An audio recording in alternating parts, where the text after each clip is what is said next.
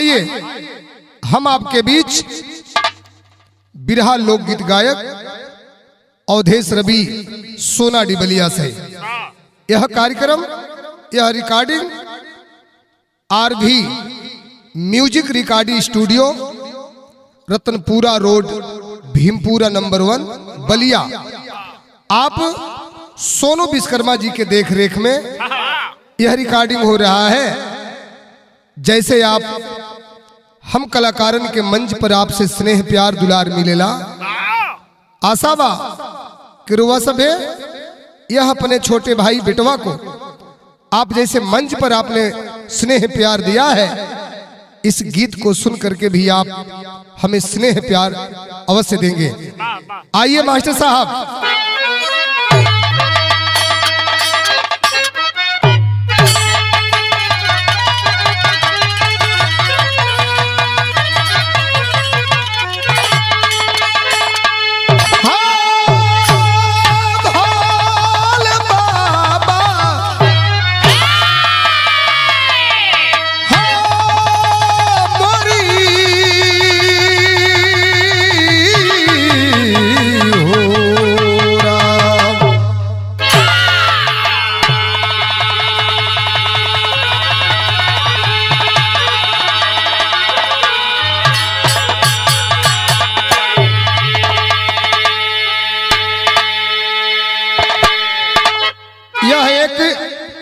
अनूठा प्रसंग हमारे कवि माननीय गौरी शंकर प्रधान सोनाडी ने गजब की लेखनी, आपने एक अनूठा प्रसंग लिखा जिसका 4 लाइन भूमिका है। क्या मास्टर साहब?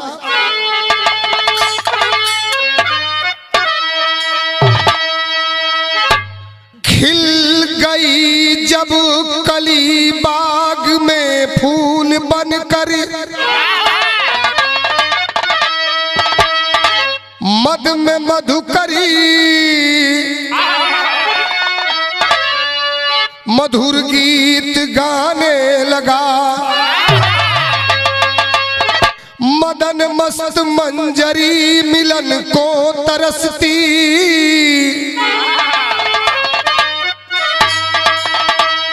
मलय मारुति पवन खुशबू लुटाने लगा, त्रिशंकु मुनि ध्यान में लीन थे, देख विश्व मोहिनी मन लुभाने लगा, अमिट लेखनी विधि विधाता की है, वासना में मन गोता लगाने लगा।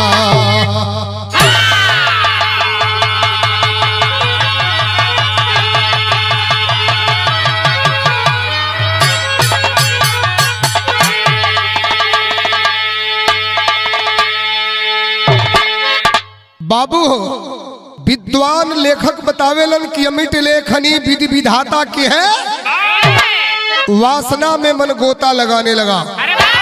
चाहे इस धरती पर चाहे किसी युग की बात ले ले, चाहे वह कोई ऋषि संत महात्मा रहे हो, यदि उसके दिल दिमाग में वासना आदि सवार करता है, उसकी सारी भक्ति निरर्थक है। एक लाइन गजल का नमूना लगल बाबू, कैसे?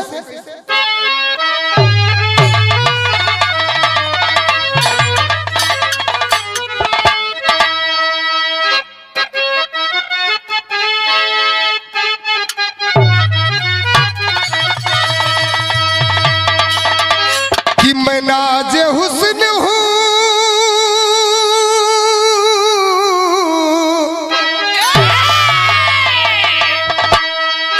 मैं नाज़े हुस्न हूँ, तुम मेरा एहतराम करो, जवानी नाम है मेरा मुझे सलाम करो।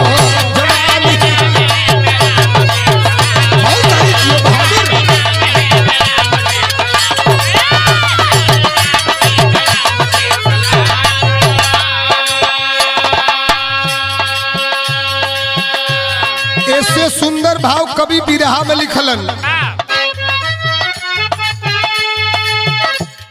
माया मोहिनी में, कि माया मोहिनी में कितने ऋषि मुनि अनुराग हैं, खुदा भी झुक गए जवानी के आगे है, जवानी झुक गए जवानी के आगे है।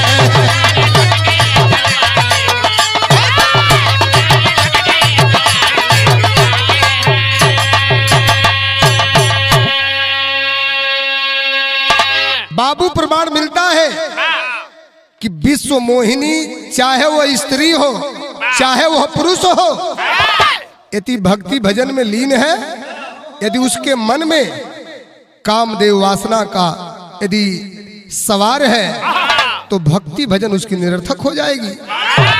ऐसा ही कहानी है। नज्म को भाव लगल कैसे बाबू?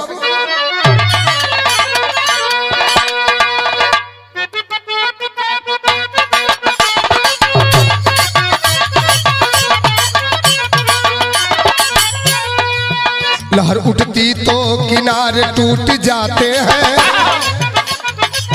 लहर उठती तो किनारे टूट जाते हैं, सजाए सपन बहारों के लूट जाते हैं।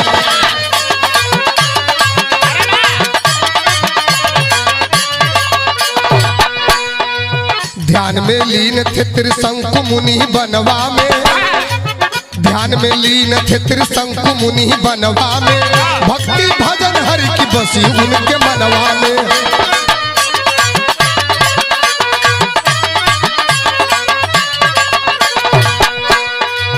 कुटी के सामने तालाब एक सुहाना था, कुटी के सामने तालाब एक सुहाना था, धवल रंग विमल पानी कर देता दीवाना था। बहुत सही।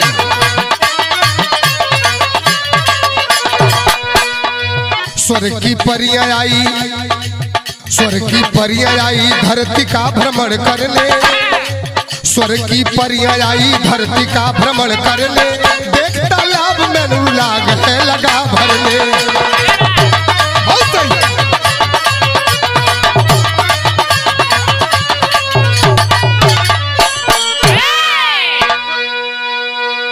ये कहानी अयोध्या से लिहल गई। अयोध्या के राजकुमार जिनका नाम त्रिशंकु बताया गया, उनका एक नाम और था जिनके नाम को लोग जन जन में लोग जानते हैं, सत्यव्रत नाम था। उनके मन में एक जिज्ञासा जगी कि क्यों न मैं भक्ति भजन करके मैं इस शरीर से ही स्वर्ग जाऊं, लेकिन श्रापित होकर के वन में भ्रमण कर रहे घूम रहे हैं, और भक्ति भजन में एक सुंदर सा सरोवर है, तालाब है, उसी किनारे अपनी कुटिया जमा करके भक्ति भजन में लीन हो गए।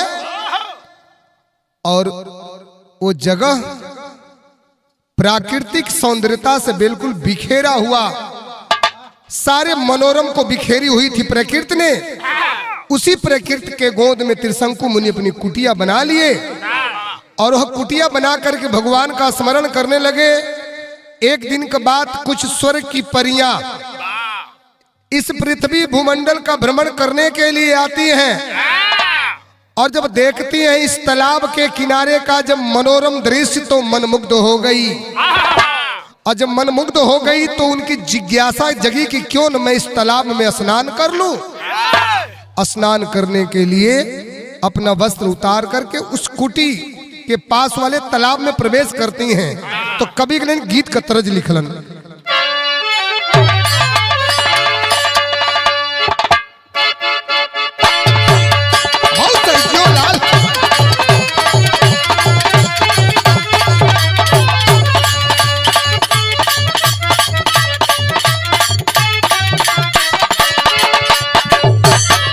मास्टर हमरे गीत का संकेत कैलन का, पान खल मुन्नी खयर नहीं बात तनी बोल बतियाला बयर नहीं बात, 3:30 बजे 3:30 बजे मुन्नी जरूर मिलना 3:30 बजे।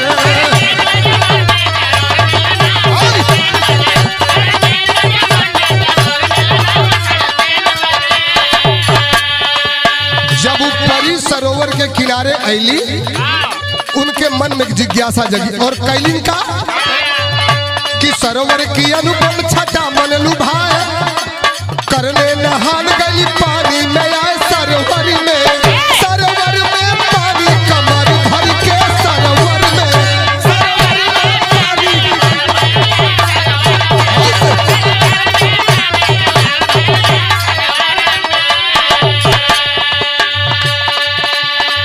वही सरोवर में पानी कितना बा कमर भर के, वो करे का अर्धनग्न होई के परी सब नहाए, अर्धनग्न होई के परी सब नहाए, यही पार आवे वही पार जाए सरोवर में पानी कमर भर के सरोवर में।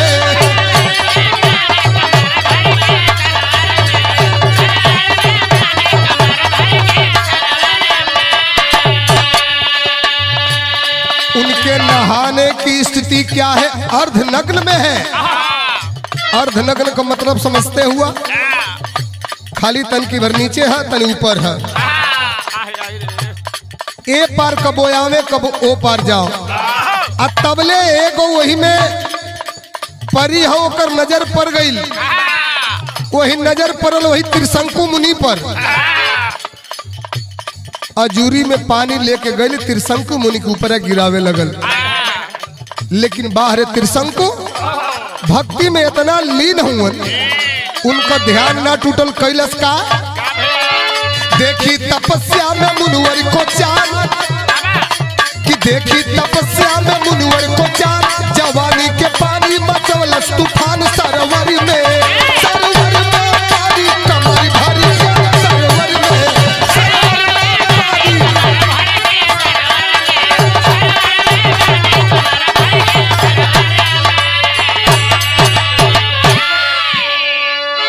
एक उसमें परी ऐसी थी, परियनों का गजब नाम रहल ना। उर्वशी नाम का परी रहली, मांडवी नाम का परी रहली, मेनका नाम का परी रहली, विद्युतमा, कुल स्वर्ग का अप्सरा परी रहली। वही में रंभा भी रहली, लेकिन वो परियन में एक जोन मेन परी है, जोन परी का नाम मेनका है। मेनका परी का कैलस? एगो काम गीत लगती है। कौन गीत?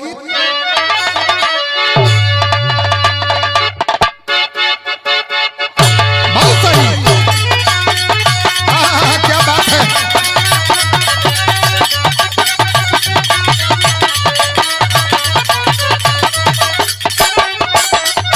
मास्टर साहब है गीत बजौलन। अरे पौआ धरत का चौकठवा हो,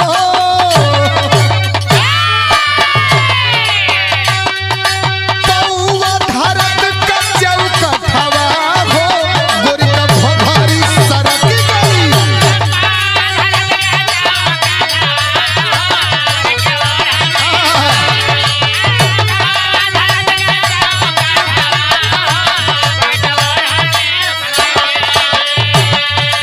बिरहा में कभी सुंदर भाव लिख लो। मेनका जो अप्सरा बा उ का कैलस मास्टर साहब? अरे दानी के ओढ़ावली चदरिया हो,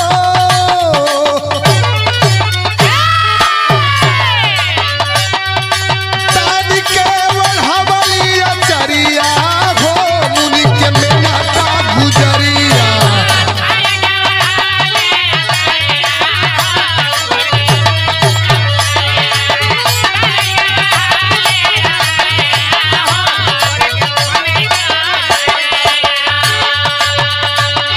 मेनका नाम की अप्सरा है, एक हल्का सा वस्त्र लेकर के आंचल अपना जाकर के त्रिशंकु को ओढ़ा देती है, और ओढ़ा के उनकी गलवा पर चुम्मा लेवे लगल। चुम्मा लेलस तब वो ध्यान नहीं टूटल, जो दाढ़ी बढ़ल बा दढ़िया धक के हिलावे लगल, कब ओठवा से ओठवा सटावे लगल। आप कल्पना करें, एक बाल ब्रह्मचारी जब एक नौजवान अप्सरा से जब उसके शरीर का ओठ का जब चुम्बन का स्पर्श होगा, ठीक वैसे ही त्रिशंकु मुनि का कामदेव सवार हो गया। और जब कामदेव सवार भइलन तक का भइल मास्टर साहब?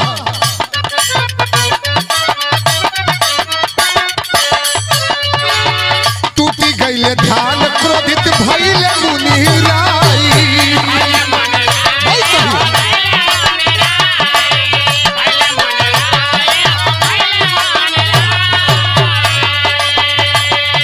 बिहाले तालाब के श्राप ऋषियाई।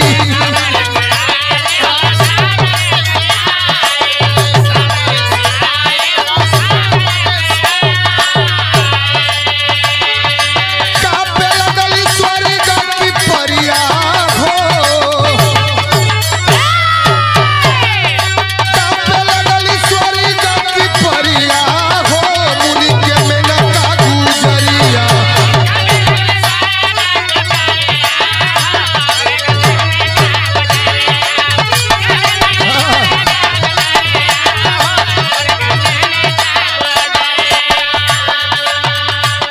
जो मेनका नाम की अप्सरा है जा करके त्रिशंकु मुनि को अपना आंचल ओढ़ा करके इतना प्यार कैलस कि उनका ध्यान टूट गई। ध्यान टूटा, उनका आंखें क्रोध में लाल है। कहलन कि हमार भक्ति तूरे में सबसे अधिक बर कोनो गुनाहगार बा त ई तालाब बा। ई तालाब न होत नहीं नहैती न हमार भक्ति भजन टूटल। खिसिया के नाराज होके रुष्ट होकर के क्रोध में एगो काम कैलन। का कैलन? वो श्राप देते हैं किसको? पानी में नहाते नारी नार बनी गई है।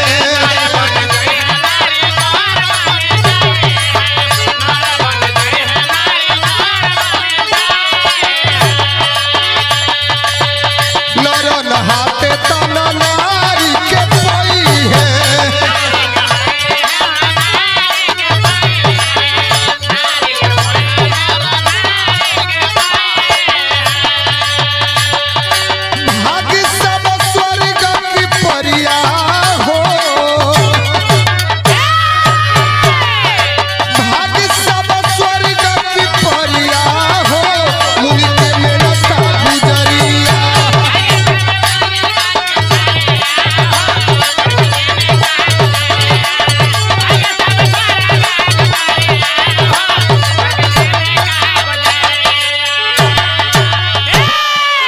आखिरकार त्रिशंकु मुनि श्राप वही तालाबे के दे दहलन। ये मेरा श्राप है, आज के बाद इस तालाब के जल में जो स्नान करेगा, अगर पुरुष स्नान करेगा तो स्त्री बन जाएगी, यदि स्त्री कोई स्नान करती है तो वह पुरुष बन जाएगा। इतनी बात जब त्रिशंकु मुनि के मुख से जब सारी अप्सराएं सुनती हैं, गनगन गनगन कांपे लगली, आपन भाग लिहली। कुछ दिन बीतल, त्रिशंकु मुनि पुनः अपने भक्ति को जमाना चाहे, ध्यान में लीन होना चाहे, पर उनका ध्यान एकाग्रचित नहीं हुआ। उनका ध्यान तो विचलित हो चुका था।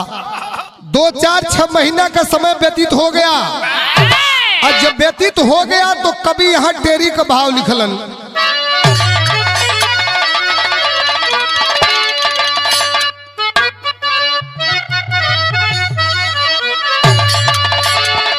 तालाब में जादू का पनिया तहल श्राप मुनि जी भर के नरुआ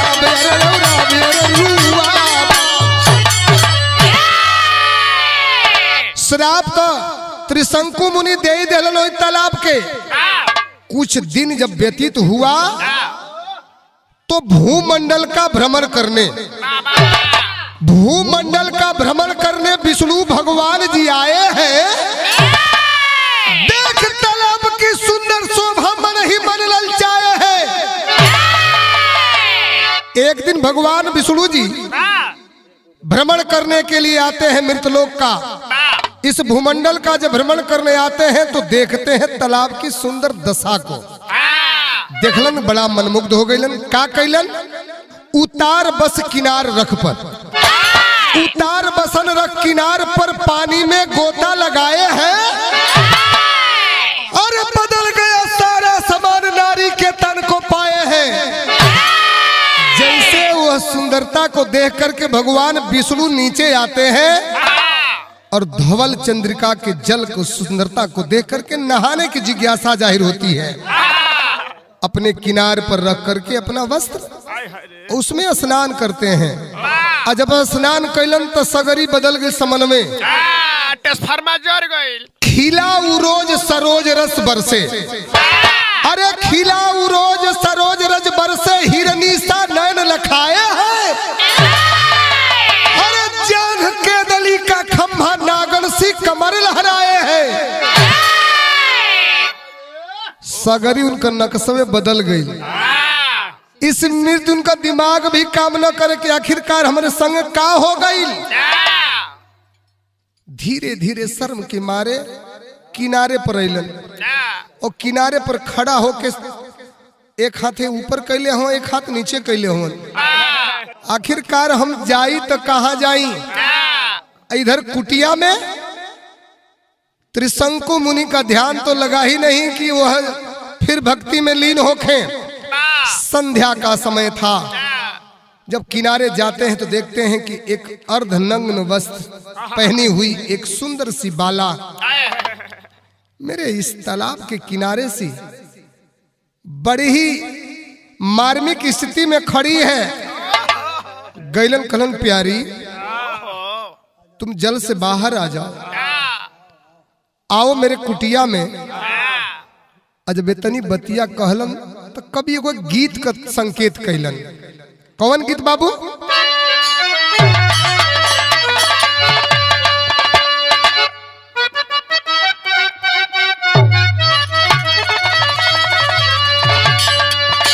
अरे कोरी कहतरी सासु दहियो जमावली। अरे कोरी कहतरी सासु दहिया जमावली। अमृत नावेली जोरा नवारा धा हो काधा मान मोहे।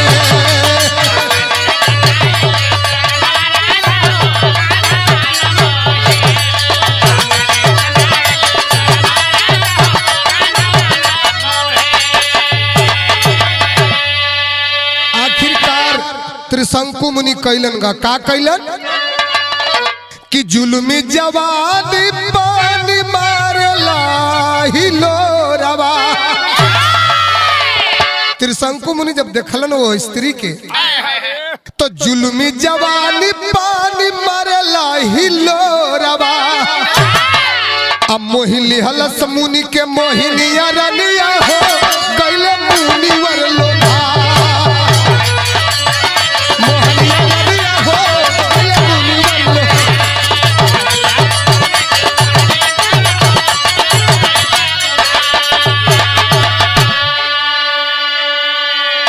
त्रिशंकु मुनि धीरे से जाते हैं उस तालाब के किनारे और उस प्यारी से कहते हैं कि बाहर आ जाओ।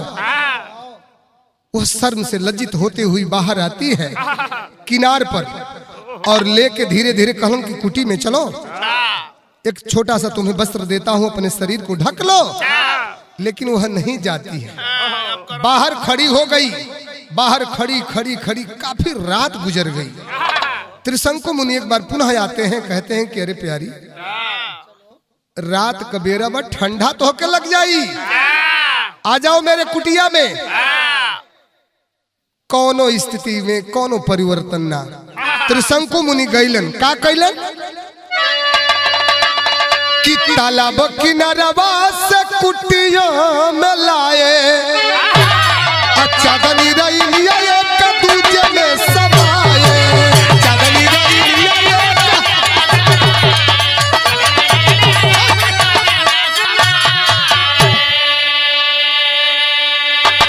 काटे लगने सोना और चलिया रनिया हो गईल मुनिवरी लो भाई।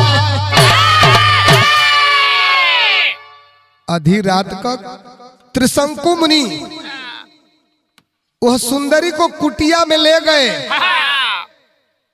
और स्नेह प्यार देने लगे। और जब दोनों जने का बदन एक दूसरे से सटल न हो, मुनि जी का कंठी डगरा गई। त्रिशंकु मुनि अपने गले में पहने हुए सुंदर कंठी उतार दिए, कामदेव सवार हो गया और एक दूसरे में समाहित हो गए। प्यार प्रसंग में डूब गए त्रिशंकु मुनि।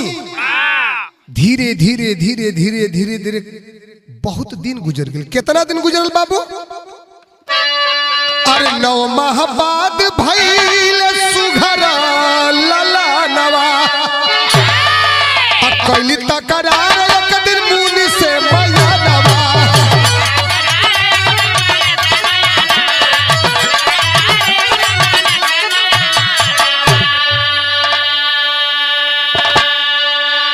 धीरे धीरे कुछ समय बीता। 9 महीने के बाद एहसास हुआ, कुछ दिन के बाद एहसास हुआ कि मैं तो पेट से हो गई।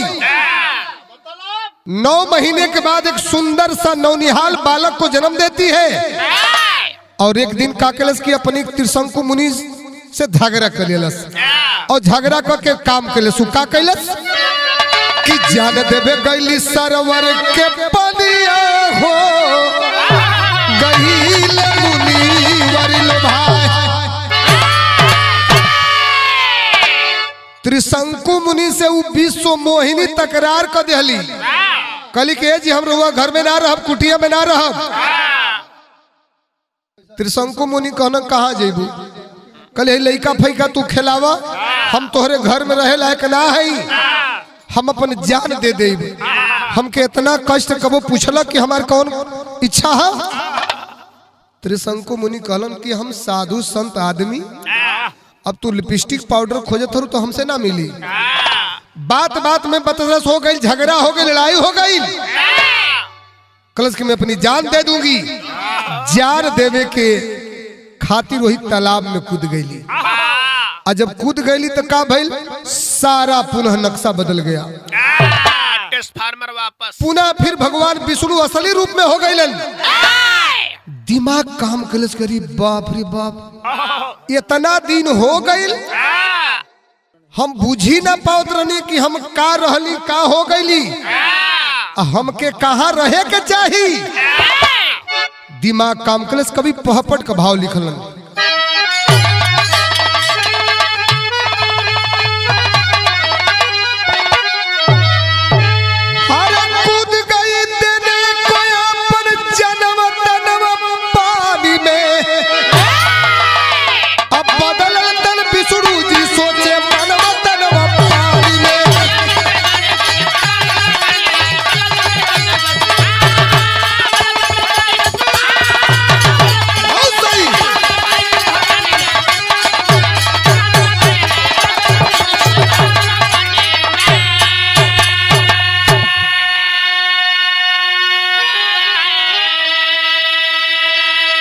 भगवान विष्णु सोचने लगे कि आखिर मुझे कहाँ होना चाहिए।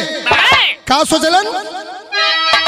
अरे जो हद हुई है रनिया हमारी, अरे लक्ष्मी भवनिया हो, अब भागत भागत स्वर्ग लोकवा में, अरे गईले सुख दनिया हो।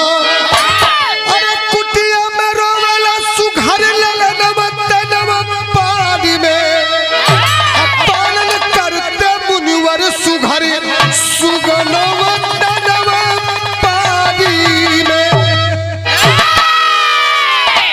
भगवान विष्णु को ज्ञान हुआ कि मैं कहाँ हूँ, मुझको कहाँ होना चाहिए। हमारी लक्ष्मी हमारे इंतजार करत हुई हैं। आखिरकार उस तालाब से निकलते हैं और अपने स्वर्ग लोक को प्रस्थान करते हैं। और लइका वही कुटिया में रोवे लगल। अब त्रिशंकु मुनि लगन खिलावे, खिलावत खिलावत कुछ दिन बीतल। और जब कुछ दिन बीतल तो कभी आल्हा का प्रमाण लिखलन।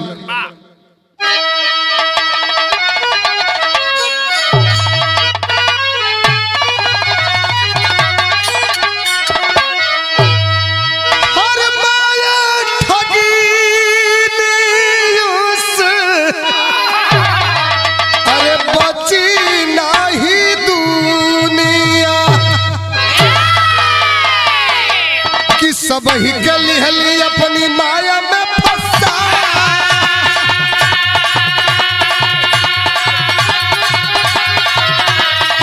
तो लगे पारल बना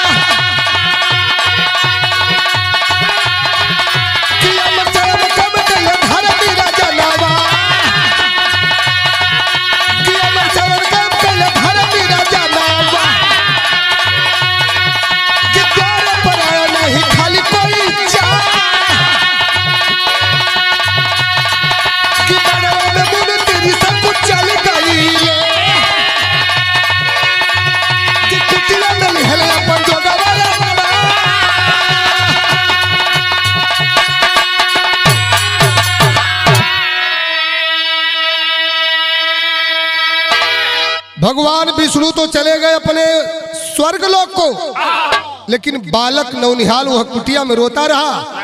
त्रिशंकु मुनि 12 बरस तक उस कुटिया में पालन पोषण किए।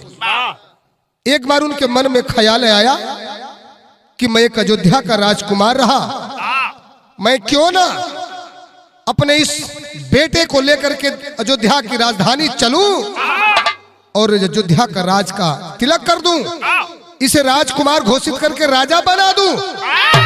यही भावना, यही मन में जिज्ञासा लिए हुए त्रिशंकु मुनि अपने बालक को लेकर चले और अयोध्या में पहुंचकर प्रमाण मिलता है विश्वामित्र मुनि वशिष्ठ मुनि को भी बुलाते हैं और उस बालक का नामकरण करके राज तिलक करते हैं। राज तिलक तक कहने, लेकिन लड़का का नाम का लिखन खड़ी का भाव लगल।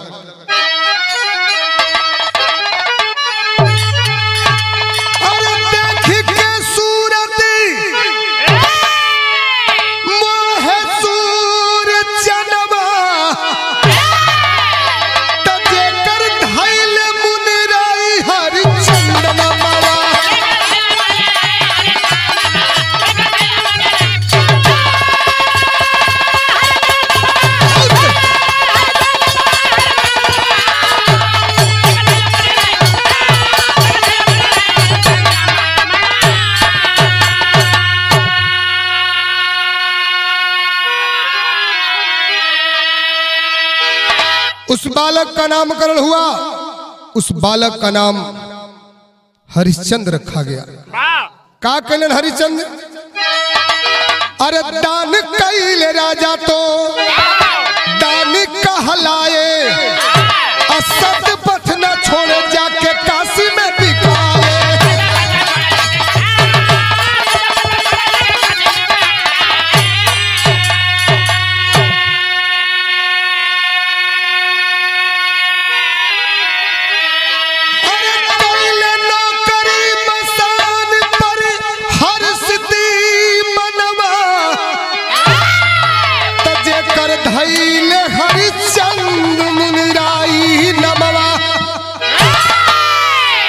आखिरकार वह धर्म के पथ पर चलकर इतने दानी बने, दरवाजे पर आया हुआ कोई भिक्षु भिखारी कोई खाली वापस नहीं जाता था। अपने धर्म का, अपने दान की चर्चा पूरे अयोध्या की राजधानी में रही और यही प्रमाण मिला कि वह दान करते करते स्वप्न में वो सारा राजपाट भी दान कर दिया। यहां तक प्रमाण मिलता है कि काशी में डोम की दास्ता स्वीकार करके मसान पर लाश को जलाने का काम करते थे। उनकी पत्नी, उनका बेटा का भैलन, अरे ब्राह्मण गरीब पानी भरे, अरे सभ्या गुजरिया, रोहित को नाग डसलिया फुलवरिया।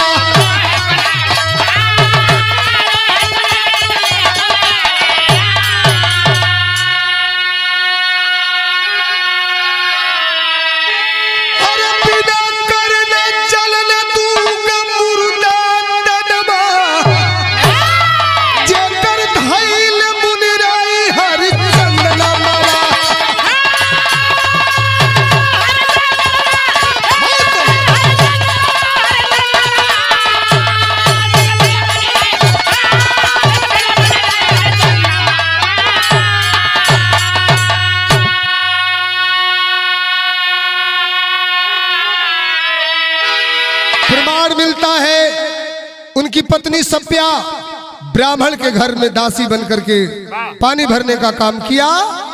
उनका बेटा रोहित फूल तोड़ने गया, फुलवारी से प्रमाण मिलता है सर्प डस लिया, मृत्यु हो गई। अपने बेटे का शव लेकर के बिना कफन श्मशान घाट पे पहुंचती है, जिस श्मशान घाट पर वही राजा हरिश्चंद्र रूपी एक डोम के रूप में जो कर लेकर के अंतिम दाह संस्कार करते थे, उन्होंने कहा दुनिया के लोगों की लाश जलाते हैं तो कर लेते हैं, इस बालक का भी कर देना होगा। वह उनकी पत्नी सभ्या क्या करती है?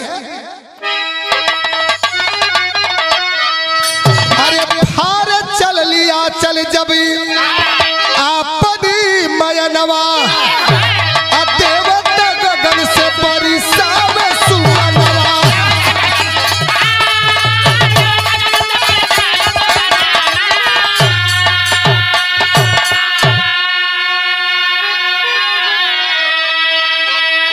अरे आयल सिंहासन कैल स्वर्ग धमवा कर धैल मुनिराई हरिचंदनवा।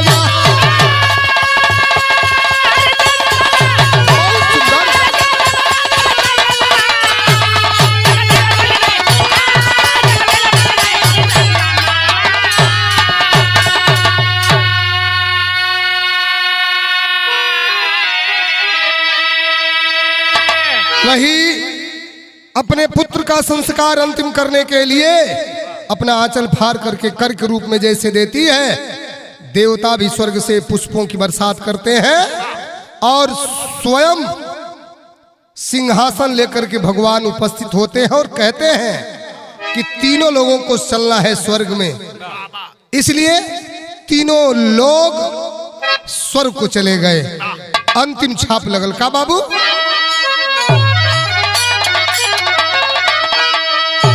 तो गुरु बिहारी, गुरु गणेश, गुरु रामलाल गुणकारी, बच्चन यादव, धवल चंद्रिका बन गए प्रेम पूजा